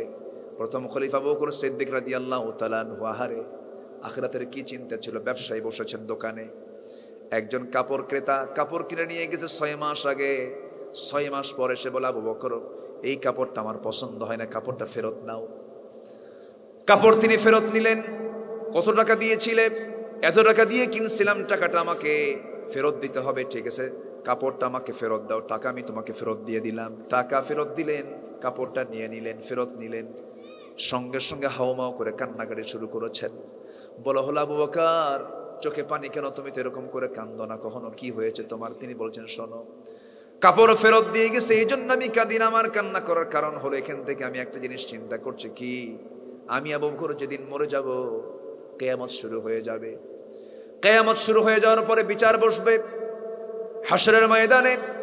লিমানিল মুলকুল ইয়াউম, সেই দিন আল্লাহ তাআলা তার রাজত্বের আসনে বসে যাবেন, বিচারের বিচারকের চেয়ারে বসে যাবেন। যখন বিচার কার্য শুরু করবেন, আমি ঠুনকু নগণ্য আবু বকর, আল্লাহ আমাকে যখন ডাক দিবেন, ডাক দিয়ে বলবেন, আবু বকর রে, তোর নামাজ, তোর রোজা, তোর দান, তোর সাদকা, তোর যাকাত, তোর জিহাদ, এই যে আমার হাতে তুই জমা দিয়েছিস, কিন্তু কোন আমল আমার পছন্দ হয় না, ফেরত নিয়ে যা। আমি আমলগুলো নিয়ে কার কাছে যাব? আজকে নয় কাপড় আমি ফেরত নিলাম, সেই টাকাটা আমার কাছ থেকে নিয়ে চলে গেল, কিন্তু আমি আমার আমলটা যদি আল্লাহ তার কাছ থেকে আমাকে ফেরত দিয়ে দেন, আমি কার কাছে যাব? এই চিন্তায় আমি কান্নাকাটি করতেছি। চিন্তা দুনিয়ার না আখিরাতের? আখিরাতের চিন্তা। আখিরাতের চিন্তা যারা বেশি করবেন, দুনিয়া তাদের কাছে তুচ্ছ মনে হয়ে যাবে। সাইয়েদনা ওসমান জিন্নুরাইন গরিব মানুষ না ধনী মানুষ? ধনী মানুষ। কে বলেছে ধনী মানুষ ইসলামের অন্তরায়? না না, ভুল কথা। 10 জন জান্নাতের সংবাদ পেয়েছেন দুনিয়াতে সাহাবীরা, এর মধ্যে ম্যাক্সিমাম হলো ধনী মানুষ। ম্যাক্সিমাম কি? ধনী মানুষ। আব্দুর রহমান ইবনে আউফ কয়েক হাজার কোটি টাকার মালিক ছিলেন, মক্কায় ধনী ছিলেন, মদিনায় গিয়েও ধনী হয়ে গেছেন। তাবুক অভিযানে তিনি 3 বস্তা সোনা দান করেছেন। 13 জন সন্তান তার হয়েছিল মৃত্যুর সময়। বদলে গেছেন, ওহুদে গেছেন, খন্দকে গেছেন। মারা যাওয়ার আগ দিয়ে বলেন, শোনো, আল্লাহ আমাকে হাজার হাজার কোটি টাকার মালিক বানালেন, আমার কাছে বড় ফিতনা মনে হয়, তবে শোনো, আমার যখন মরণটা হবে, তোমরা আমার গায়ে বদরের যুদ্ধে যে পোশাক পরে যুদ্ধ করেছিলাম, সেই পোশাকটা পরায়া দিয়ে আমার জানাজা দিয়ে দিবেন। সুবহানাল্লাহ। আমি তো শহীদ হতে পারি নাই, আল্লাহ পাক আমাকে শহীদ হিসেবে কবুল করে নাই। আমি শহীদের রক্ত ঝরাতে পারলাম না। বদরে গেলাম, ওহুদে গেলাম, খন্দকে গেলাম, অন্তত তোমরা আমাকে বদরের কাপড়টা আমার গায়ে লাগায়া দিবা, আমাকে কবরে শোয়া দিবা। যখন আল্লাহ তাআলা আমাকে বলবেন সেদিন বলবো, আল্লাহ বদর যুদ্ধে এই কাপড় নিয়ে যুদ্ধে অংশগ্রহণ করছিলাম, আমার ভাই ভাগ্যবান, তারা শহীদ হয়েছে, কিন্তু এই কাপড় তো সাক্ষী আল্লাহ, আমাকে নাজাত দিয়ে দাও। জিহাদের গুরুত্ব আছে না নাই? আছে না নাই? আমার ভাইয়েরা, আখিরাতের চিন্তা কি ছিল তাদের ভিতরে দেখেন। সাইয়েদনা ওমর ফারুক রাদিয়াল্লাহু তাআলা আনহু বাড়ির জন্য, ছেলে মেয়ের জন্য কূপ থেকে পানি আনতেছেন নিজের মাথায় করে। কোনো কাজের মানুষ ছিল না, রাসূল তো কাজের মানুষকে বেশি পছন্দ করতেন না। কাজ করার জন্য খাদেম, এই খাদেম ওই খাদেম নবীজি পছন্দ করতেন না। নিজের কাপড় নিজে ধুয়ে ফেলতেন, নিজের জুতা নিজে পরিষ্কার করতেন, নিজের ঘর নিজে ঝাড় দিতেন, নিজের কাপড় নিজে সেলাই দিতেন। এমনকি আম্মা জান আয়েশা বলেন, আমার তরকারি কোটার জন্য রাসূল বসে যেতেন, বটি নিয়ে রাসূল তরকারি কুটে দিতেন। জোরে কান সুবহানাল্লাহ। সাইয়েদনা আনাস বলেন, আমি নবীজির খেতাবপ্রাপ্ত খাদেম ছিলাম, খাদিমুর রাসূল। 10 বছর নবীর খেদমতে ছিলাম। আমার বয়স যখন 10, আমার মা উম্মে সুলাইম আমাকে দিয়ে গেলেন নবীর কাছে। 10 বছর ছিলাম, রাসূল কোনোদিন আমাকে একটা গ্লাস আনতে বলেননি, বরঞ্চ উল্টা রাসূল আমার খেদমত করছেন। আল্লাহু আকবার। সম্মানিত ভাইয়েরা, ওমর ফারুক রাদিয়াল্লাহু আনহু কোনো খাদেমকে বললেন না, নিজের বাড়ির প্রয়োজনীয় পানি কূপ থেকে তুলে মাথায় কলসি ভরে নিয়ে আসতেছে। অর্ধ দুনিয়ার শাসক, সুবহানাল্লাহ বলে ডাকলেন, দাঁড়ায় আছেন। বরঞ্চ এটা কষ্ট কম না বেশি? আরো বেশি। বলতেছে, আমিরুল মুমিনিন এটা কেমন হলো? নিচে রাখেন। কেন নিচে রাখা যাবে না? কেন? কলসির তলা হলো ভিজা আর জমিনটা হলো শুকনা।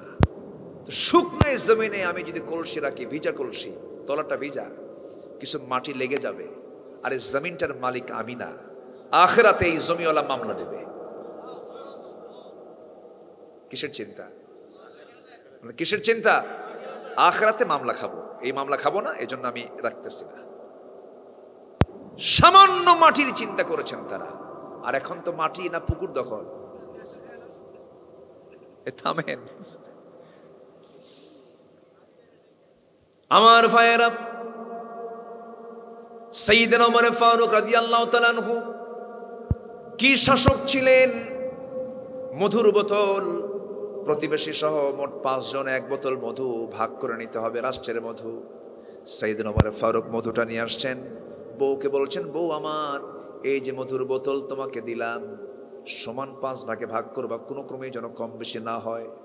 আমাদের অংশ একটা, বাকি 4টা অংশ প্রতিবেশীকে দিয়ে দিবা। হাতের মধ্যে মধুর বোতল দেওয়ার পরপরই বলছেন, ও আমার স্ত্রী, রাগ করো না, আমি তোমাকে বন্টন করতে দেব না। বলেন তো এখন কি বউ রাগ করার কথা না? আসতে কয় কি রাগ করার কথা না? এরকম কি মাঝে মাঝে লাগে না? একটু লাগে তো। স্বামী স্ত্রীকে লাগে না? একটু লাগে না? না লাগলে মসবে কেমনে? না লাগলে জমবে কেমনে? স্বামী স্ত্রী দ্বন্দ্ব একটু লাগতে হয়। আমার নবীর সঙ্গেও লাগছে। আম্মা জান আয়েশার মতো একজন দামি নারী, আমার নবীর স্ত্রী, একদিন খেপে গিয়ে বলছেন, হুজুর, ইয়া রাসূলুল্লাহ, আমি আপনার বিরুদ্ধে বিচার দেব, আপনি ভুল করছেন। স্ত্রী বলতেছে। রাসূল বলেন, বিচার ডাকবা? তো বিচারক কে? আমি ওমরে ফারুককে ডাক দেখি না, ওমরে ডাক দিয়ে না। ও সমস্যা না। কি কথা বলছেন? তো কাকে ডাকবো? আব্বাকে ডাক দেন। বাপ তো, আব্বাকে ডাক দেন। আচ্ছা ঠিক আছে, তোমার আব্বাকে ডাকতেছে, কি বিচার করবা? কেন আব্বাকে আগে ডাক দেন। তো আব্বাকে ডাক দিছে। রাসূল বলছেন, আবু বকর, তোমার মেয়ে আমার বিরুদ্ধে বিচার ডাকছে, তুমি বিচারক। সাইয়েদনা আবু বকর সিদ্দিক ওই সময় এত খেপে গেছেন, চোখ লাল টকটকা হয়ে গেছে, আমি আজকে মেরেই ফেলব, নবীর বিরুদ্ধে তুই বিচার চাস? তা হাতের কাপড় গোছায় আর দৌড়ে দৌড়ে আসতেছে আম্মা জান আয়েশাকে মারার জন্য, তাড়ায় আসতেছে। আমার নবীজি 2 হাত আগায় দিয়ে বলতেছে, আবু বকর, তুমি তো বিচারক, তুমি কি মারতে আসছো? আগে বিচারটা করো। থামায় দিলেন। দেখেন মহব্বত আছে না নাই? তো বাবার এই মশান দেখে, অবস্থা দেখে ভয়ে আম্মা জান আয়েশা দৌড় মেরে এসে নবীর পিছনে দাঁড়াইছে। রাসূল বললেন, তুমি আমার বিরুদ্ধে বিচার চাইয়া আমার পিছনে দাঁড়াইছো? সুবহানাল্লাহ বলবেন না? বিচার আর আছে? বিচার আছে? শেষ। তাদের রাগারাগিটাও ছিল শিক্ষণীয়। তারা যে রাখছেন এটাও শিক্ষা ছিল। আলহামদুলিল্লাহ বলে আলহামদুলিল্লাহ। মুহূর্তের মধ্যে মাটি হয়ে গেছে।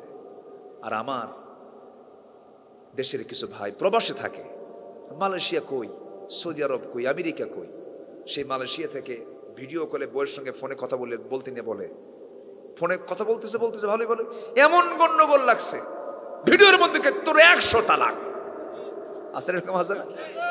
তালাক দিয়া আমাদের কাছে ফোন দিয়ে বলে, হুজুর কাম তো সারছে, কি একদম সেঞ্চুরি মারছে। কি সেঞ্চুরি মারছে হুজুর? 100 তালাক দিচ্ছে। তালাক কি 100 হয়? হুজুর রাগের ঠেলায় কইছি। হুজুর রাগের ঠেলায় কি তালাক হয়? বলেন তো, রাগের ঠেলায় যদি তালাক হয়, এই জাতীয় প্রশ্ন করতেছে। আচ্ছা, কেউ কি মহব্বত করে তালাক দেয়? বউকে ডাক দিয়ে বলে, ময়না রাগ করো না, তোমাকে তালাক দিলাম, এরকম করে তালাক দেয় কেউ? আচ্ছা, তালাকের সম্পর্ক কি মহব্বতের সাথে না রাগের সাথে? রাগের সাথে। আপনি রাগের মাথায় যদি কাউকে আপনি ছুরি মেরে দেন, পেটে যদি মেরে দেন, রাগের মাথাও যা হবে, ঠান্ডা মাথাও তাই হবে। অসংখ্য ফ্যামিলি আছে স্বামী স্ত্রী পরিচয় বহন করছে, কিন্তু জেনার সংসার হচ্ছে, আছে না? নয়? আচ্ছা, আমি বুঝাই দিলাম ইঙ্গিতে, বুঝে নেন, এগুলো ভুল করা যাবে না। স্বামী স্ত্রীর দ্বন্দ্ব লাগবে, কিন্তু এটার মাত্রা অতিক্রম করা। অমরের মতো মানুষ, লোকটার নাম শুনে কি নরম মনে হয় না গরম মনে হয়? তিনি বইয়ের কাছে খুব ছোট হয়ে থাকতেন। একদিন কোন এক মুসলমান এসেছেন তার কাছে বিচারের জন্য, বইয়ের সঙ্গে তার গন্ডগোল ফয়সালা করার জন্য। এসে দেখেন তিনি বসে আছেন, খলিফা ওমরের সাথে তার বইয়ের চরম বাকবিতণ্ডা চলছে, চরম টক্কর চলতেছে, খুব গরম গরম কথা ওনার কানে আসছে। তুই বেচারা এগুলো দেখে চলে যাচ্ছে। ওমরে ফারুক বলেন, এই তুমি আসলে কেন, যাও কেন? কারণ কি? হুজুর, আমিরুল মুমিনিন, যে উদ্দেশ্যে আসছিলাম, যে সমস্যা নিয়ে, সেই সমস্যা থেকে আপনার ঘরের মধ্যে ঢুকছে। কেন? আপনার বউ আপনার এত কিছু কইলো, আপনি কিচ্ছু বললেন না, আমি কি বিচার নেব আপনার কাছ থেকে? সাইয়েদনা ওমর ফারুক বলেন, দেখো, আমার নাম শুনে রোম পারস্য থরথর করে কাঁপে। আমি যে রাস্তায়, সে রাস্তায় শয়তান নাই। আমি ওমর, আমাকে দেখে রোম পারস্যরা থরথর করে কাঁপে। আর সেই ওমরের সামনে ওমরের বউ এত কিছু বলল, ওমর কিছু কইছে কেনা, তুইও কিছু কইস না, যা। যেরকম সুবহানাল্লাহ। মেয়েরা কথা কম বলে না বেশি বলে? বলেন, কথা কম কয় না বেশি কয়? পুরুষরা সারাদিন কথা বলে 2000 শব্দ, মেয়েরা বলে 5000 শব্দ। কয় হাজার বেশি? 3000। এটা মাথায় রাখতে হবে। বেগুন কিনতে নিয়ে আপনি ভুল করছেন, বাজার থেকে হয়তো পোকা বেগুন হয়ে গেছে কেনা। বেগুনের পোকা কিন্তু চেনা কঠিন। বাড়িতে এসে বউয়ের হাতে দিচ্ছেন, বউ হয়তো বটি নিয়ে কুটতে নিছে, যদি দেখে বেগুন পোকা, এই বেগুন পোকার তফসির হবে 3 ঘন্টা, ঠিক কিনা? তুমি তো জীবনটাই শেষ করে দিলে। মেয়েদের কথা বেশি হওয়ার কারণও আছে। সন্তান লালন পালন করে, সন্তানকে আদর করে, ধৈর্য ধরায়, সন্তানকে কোলে নিয়ে বারবার সোনা ময়না আত্মা কয়। আব্বা বেশি না আম্মা বেশি? মা বেশি। তো কথা বলতে হয় বাচ্চাদের সঙ্গে কম না বেশি? বেশি।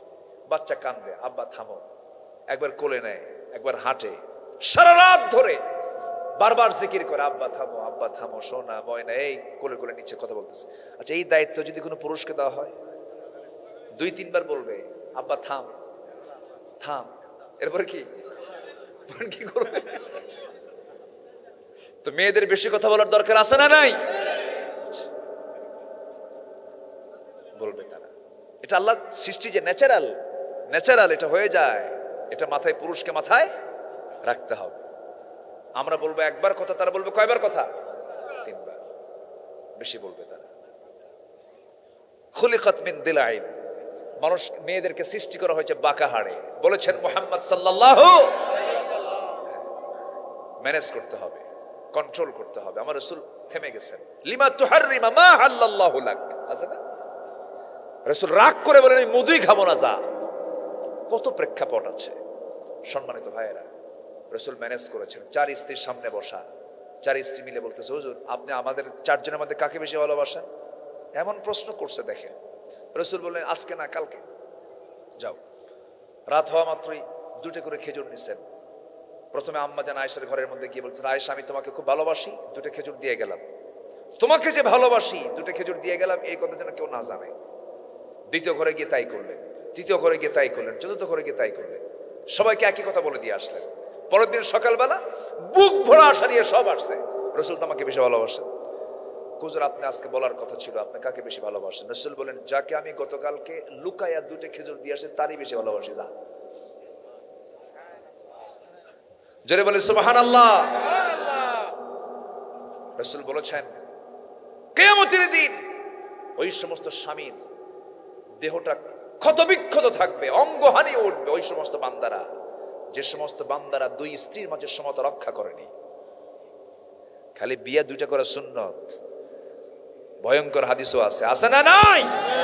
আচ্ছা, এক রাতে কয় ওয়াজ করি, বিভিন্ন লাইনে চলে গেছে। সাইয়েদনা ওমর ফারুকের চিন্তা দুনিয়ার না আখিরাতের? আখিরাতের। মধুর বোতল নিয়ে মনে আছে আপনাদের? মধুর বোতল নিয়ে বউয়ের হাত থেকে আবার তুলে নিয়ে বললেন, বউ আমার তোমাকে ভাগ করতে দেব না। বউটা রাগ করেছেন, কিছু বললেন না। প্রতিবেশীর কাছে গিয়ে বলছেন, প্রতিবেশীরে শোনো, মধুর বোতলটা দিলাম, ভাগ করবা সমান 5 ভাগে, 1 ভাগটা আমাকে দিবা, বাকি সমান 4 ভাগ সবাইকে দিবা, যেন কম বেশি না হয়। ওমর ফারুক রাদিয়াল্লাহু নিজের অংশটুকু নিয়ে চলে আসলেন, এসে বলছেন, বউ আমার খুব ভালোবাসি তোমাকে। বউকে বলা জায়েজ আছে না নাই? I love you. অন্যের বউ না নিজের বউ? এটা যেন মনে থাকে। আবার আমি তোমাকে খুব ভালোবাসি, খুব লাইক করি তোমাকে। আমি রাষ্ট্র চালাই, তুমি আমার পরিবার চালাও। তুমি যদি আমার পরিবার না চালাও, রাষ্ট্র আমার অচল হয়ে যাবে। রাষ্ট্রের কাছে আমি মনোযোগ দিতে পারবো না। তুমি আমার বড় সহযোগী। আমার সন্তানকে দুধ খাওয়াও, আমার সন্তানকে রান্না বান্না করে দাও। আমি চির কৃতজ্ঞ তোমার কাছে, আমি খুব ঋণী তোমার কাছে। আমি তোমাকে মহাব্বত করি। কিন্তু আমার বউ শোনো, আল্লাহর কসম, তোমাকে আমি সন্দেহ করিনি। তুমি মাপে কম দিবা, মধু ভাগ করতে নিয়ে বেশি নিবা, এটা আমি মনে করি নাই। কিন্তু মধু ভাগ করতে নিয়ে, মধু তো তরল জিনিস, মধু ভাগের সময় সেই মধু যখন 5 ভাগ করতে নেবে, তোমার হাতের সাথে 2-1 ফোঁটা মধু লেগে যাবে। এই 2-1 ফোঁটা মধু যে তোমার হাতের মধ্যে লেগে যাবে, সেই মধুটা আমাদের কাছে বেশি আসুক, 2 ফোঁটা হোক 1 ফোঁটা হোক, এটা আমরা চাই নাই মনে করে মধু ভাগের দায়িত্ব আমরা অন্য কাউকে দিয়ে দিয়েছি। দুনিয়ার চিন্তা না, আখিরাতের চিন্তা। আল্লাহু আকবার। ওয়াল্লাযীনা ইউসাদ্দিকুনা বিয়াউমিদ্দিন। আমার বন্ধুগণ, ওমর ফারুক রাদিয়াল্লাহু তাআলা আনহু তার ছেলে ঘোড়া কিনেছেন।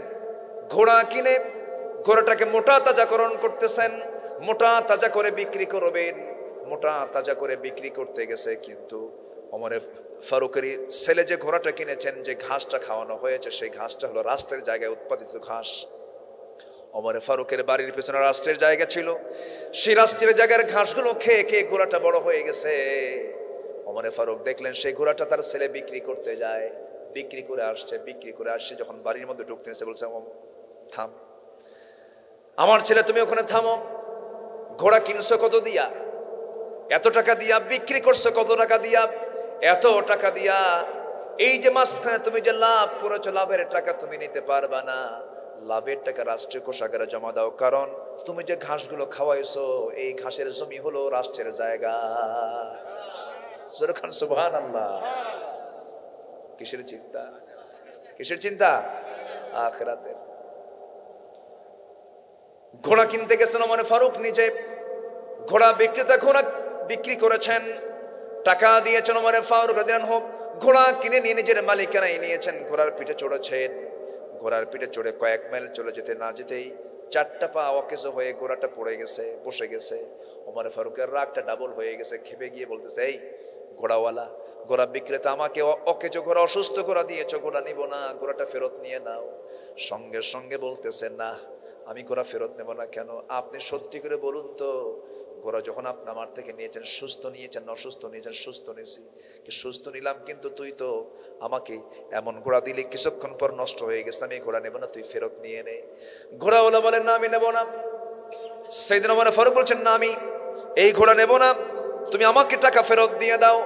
ঘোড়াওয়ালা বলতেছে, আমিরুল মুমিনিন, আমারও কথা ঠিক নাই, আপনার কথাও ঠিক নাই, ঠিক আছে, বিচার করতে হবে, চলুন আমরা আদালতে যাই। ওমরকে কে বলে? সম্মানের দিক থেকে কে বড়? ওমর বড় না? একজন সাধারণ ঘোড়া বিক্রেতা বলতেছে, আপনার কথাও মানি না, আমার কথা মানার দরকার নেই, চলুন আমরা আদালতে যাই। সাইয়েদনা ওমর ফারুক বলেন ঠিক আছে চলো। সামান্য ঘোড়া বিক্রেতা মামলার বাদী চলে গেছে আদালতে। সাইয়েদনা ওমর ফারুক চলে গেছেন আঞ্চলিক আদালতে। ভিতরে যখন ঢুকলেন, বিচারপতি দেখা মাত্রই দাঁড়ায় গেছে। আমিরুল মুমিনিন আপনি এই জায়গায় কেন? বলতেছে বিচারপতি আপনার বললেন না, এই যে ঘোড়া কিনছিলাম অকেজ ঘোড়া আমাকে দিয়েছে, আমি ঘোড়া নেব না, আমি টাকা ফেরত নেব। এই আবার টাকাও ফেরত দিতে চায় না। আচ্ছা ঠিক আছে। তো উনি বললেন আমি একটু দুজনের কথাই শুনি, বলুন আপনার কথা। ঘোড়াওয়ালার কথাও শুনলেন, সাইয়েদনা ওমর ফারুকের কথাও শুনলেন। শোনার পর এবার কাজী চেয়ারে বসে বলতেছেন আমিরুল মুমিনিন এটা এমন একটা জায়গা, এমন একটা চেয়ার, ওয়া আকিমুল ওয়াজনা বিল কিসত, এখানে আমি ওমরকে দেখে দেখে বিচার করব না, ঘোড়াওয়ালাকে দেখে দেখে বিচার করব না। এখানে আমি বিচার করলে আমাকে কোরআনকে সামনে রেখে বিচার করতে হবে, আদালতকে দেখে বিচার করতে হবে। সাইয়েদনা ওমর ফারুক রাদিয়াল্লাহু তাআলা আপনি আমারও খলিফা, ঘোড়াওয়ালারও খলিফা, কিন্তু আপনি যে আমার সামনে এখন কথা বলতেছেন 2 মিনিট পর আপনি সুস্থভাবে কথা বলতে পারবেন তার গ্যারান্টি কি? সাইয়েদনা ওমর ফারুক বলেন গ্যারান্টি নাই। তাই যদি হয় কেনা ক্রয় বিক্রয় হয়ে গেছে, কেনা বেচা হয়ে গেছে, ঘোড়া আপনি বুঝে নিয়েছেন, সুস্থ ঘোড়া টাকা দিয়ে দিয়েছেন, অসুস্থ হলে তো আপনি নিতেন না। ক্রয় বিক্রয়ের চুক্তি শেষ হয়ে গেছে, আপনার মালিকিন আসার পরে ঘোড়াটা অসুস্থ হয়ে গেছে, এটার দায় আপনি ঘোড়াওয়ালাকে দিতে পারবেন না। সাইয়েদনা ওমর ফারুক আস্তে করে মাথা নিচু করে মুস্কি মুস্কি হাসি মেরে চলে আসলেন নিজের বাড়িতে। পরের দিন মজলিসে শুরার বৈঠকে সবাইকে ডাক দিয়ে বলেন শোনো, গতকালকে একটা আদালতে গেছিলাম, বিচারপতি খুব ভালো, সে আমার বিরুদ্ধে রায় দেওয়ার সাহস করে, খুব ভালো, সে ব্যক্তিকে দেখে রায় দেয় নাই, সামনে আদালত কায়েম করে নেয় কোনটা ইন্নাল্লাহা ইয়া'মুরু বিল আদল ওয়াল ইহসান, এই আয়াতের কার্যকর ভূমিকা সে পালন করেছে। আমি সিদ্ধান্ত নিয়েছি তাকে আঞ্চলিক বিচারপতি না বানায়া ওই কাজী শুরাইকে আঞ্চলিক বিচারপতির পদ থেকে তাকে পদোন্নতি দিয়া তাকে জাতীয় বিচারপতি বানানো হোক। যেরকম সুবহানাল্লাহ। রায় বিরুদ্ধে আসলে পদোন্নতি হয়, আর আমার দেশে রায় বিরুদ্ধে গেলে পাগল বানায়া মানসিক রোগী বানায়া দেশ থেকে হিজরত করে। ঠিক কিনা? কিসের চিন্তা? আখিরাতের। কিসের চিন্তা বলেন? আখিরাতের চিন্তা। ওয়াল্লাযীনা ইউসাদ্দিকুনা বিয়াউমিদ্দিন। ও আল্লাহ, 12টা বাজে তো, আলোচনা চলো। হুজুর মরুক। জি বলি আলহামদুলিল্লাহ। এত সুন্দর মানুষ আপনারা। সাইয়েদনা ওমর ফারুক রাদিয়াল্লাহু তাআলা আনহু কি ছিলেন, আল্লাহু আকবার। সাইয়েদনা আলী রাদিয়াল্লাহু তাআলা আনহু তিনি শীতের ভিতরে কাঁপতেছেন। শীতের মধ্যে কি নাই, গায়ে কাপড় নাই, শীত বস্ত্র নাই, কাঁপতেছেন, কিন্তু পাশে শত শত কম্বল, রাষ্ট্রের হাজার হাজার কম্বল।